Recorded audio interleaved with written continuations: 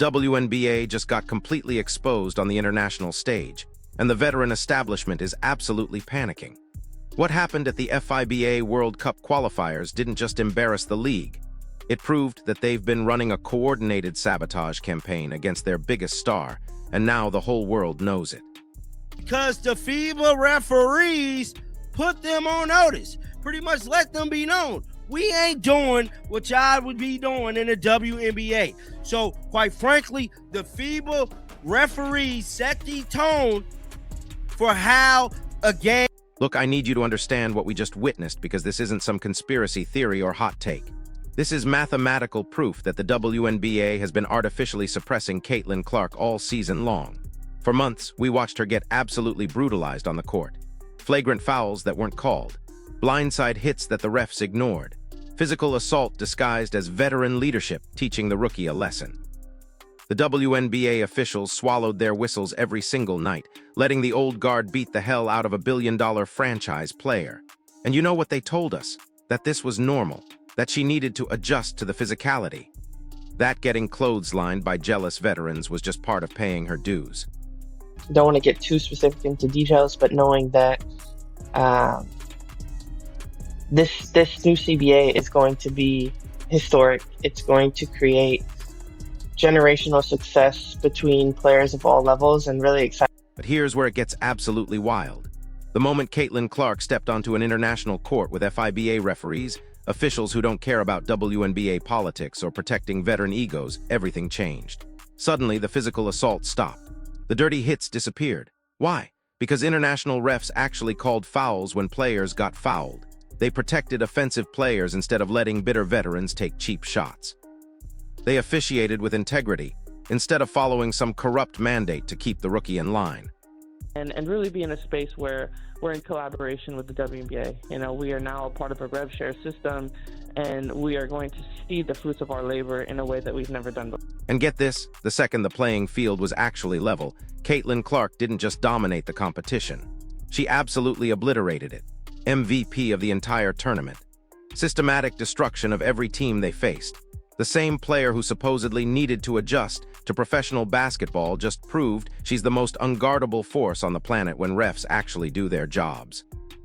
The FIBA officials accidentally ripped the mask completely off the WNBA establishment, exposing them for artificially suppressing their own biggest asset. Negotiations with the WNBA. What are your thoughts on that?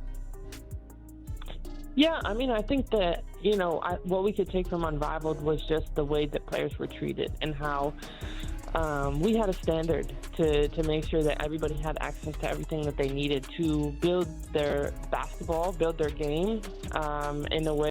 Now listen to this part because it gets even more insane. Right as this international embarrassment is happening, the WNBA announces a historic new collective bargaining agreement. Massive salary increases, better working conditions, private jets, the works. And immediately before the ink is even dry, guess who's sprinting to the microphones to take credit? The exact same veterans who spent all season trying to physically destroy Caitlin Clark. Breanna Stewart and the old guard are now claiming this financial windfall is the result of their fierce negotiating and their historic generational success. Hold up, did you catch what just happened there?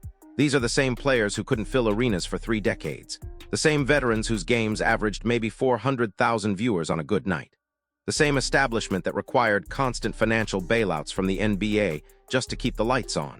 But now they're standing in front of cameras claiming they're the brilliant architects behind a multi-billion-dollar media rights deal. It's absolutely delusional. Here's the kicker, we know exactly what generated this money. One player, one rookie from Iowa who shattered every attendance record, forced networks to completely rewrite their broadcasting schedules, and turned WNBA merchandise from clearance rack garbage into sold-out gold. Caitlin Clark single-handedly created the economic boom that's funding these massive salary increases. She's the reason billionaire owners suddenly had leverage to negotiate historic television deals. She's the entire foundation of this financial revolution. But wait, it gets worse. When reporters asked Breanna Stewart directly about what catalyzed this new CBA, she had the absolute audacity to claim it was her failed off-season league called Unrivaled, a startup venture that barely scraped 120,000 viewers on national television. a project so irrelevant it couldn't even compete with Thursday afternoon WNBA exhibitions. She looked straight into the camera and claimed that her ratings disaster, not the player who pulls 334,000 viewers for meaningless games, was the real economic catalyst behind a multi-billion-dollar deal. Let me tell you something, this level of cognitive dissonance is staggering. Stewart is actively trying to rewrite history in real time. She's ignoring the mathematical reality that one player revolutionized the entire financial ecosystem of women's basketball. She's pretending that venture capitalists suddenly decided to throw hundreds of millions at the WNBA because they were impressed by her side project that nobody watched. It's corporate fraud disguised as a press conference. And here's what nobody else is saying. This isn't just about taking credit. This is about a desperate establishment that knows their time is up. The veteran hierarchy spent decades producing empty arenas and irrelevant television ratings. Then a 24-year-old showed up and proved what elite basketball actually looks like when it's not being artificially suppressed by jealous gatekeepers. The old guard is terrified because they know the market has already chosen its champion, and it's not them. You know what's wild? The billionaire owners saw this whole charade and called their bluff. The players' union threatened a lockout, demanding massive revenue sharing, but the owners knew the truth. They watched the FIBA tournament expose the WNBA's corrupt officiating. They saw Caitlin Clark dominate international competition the moment she got fair treatment. They looked at the catastrophic viewership numbers for veteran-led alternative leagues, and they realized they held all the leverage. The union folded immediately because they have zero standalone market value. If they locked out the season, they'd be destroying the only winning lottery ticket they've ever possessed. The owners pushed their chips to the center of the table, and the veterans had no choice but to take the deal. Now they're desperately spinning it as some masterful negotiation when everyone knows they got rescued by the same player they spent all season trying to sabotage. But here's where this gets really dangerous for the establishment. The fans aren't buying this manufactured narrative. The millions of consumers who actually fund this league through ticket sales and merchandise purchases, they saw everything. They watched the blatant physical targeting. They witnessed the referee bias. They're seeing through these pathetic attempts to steal credit for success they didn't create. The WNBA is actively destroying goodwill with the exact demographic that pays their salaries. Here's the thing, the international tournament is over, and the damage is done.